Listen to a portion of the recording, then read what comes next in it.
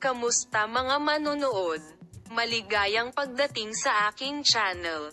Kasama ako sa isang kahanga-hangang Ken Yaman at Ozgay Girl video. Sina Yaman at Ozgay Girl ay nasa iisang pelikula. Dumating na ang mga unang larawan. Sina Ozgay Girl at Ken Yaman, na naghahanda na magbida sa pelikulang Leave It to the Wind, ay nagsama-sama para sa unang pag-eensayo sa pagbasa.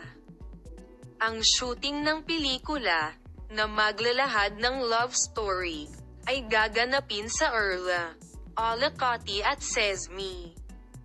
Ang gwapong aktor na sina Ken Yaman at Ozgay Girl, na humahanga sa lahat sa kanyang kagandahan, ay nagsama-sama para sa pelikulang Leave It to the Wind, kung saan sila ang magsasalo sa nangungunang papel. Ang pelikulang pinagbibidahan ng dalawang bituin ay unang ipinakilala bilang Another Love, ngunit kalaunan ay binago sa Leave It to the Wind. Ang shooting ng proyekto ay gaganapin sa Erla, Sesame at Olacautte sa buong tag-araw, at dumating na ang mga unang kuha. Ayon sa balita ng mamamahayag na si Bir Senador Oltentas, ang shooting ng pelikula, kung saan uupo si Enjen Erdem sa upuan ng direktor, ay magsisimula pagkatapos ng holiday. Dalawang matagumpay na aktor ang nagsama-sama para sa first reading rehearsal. Ang mga side-by-side na larawan ng mga aktor, na mukhang kasiya siya, ay ikinatuwa din ng kanilang mga tagahanga.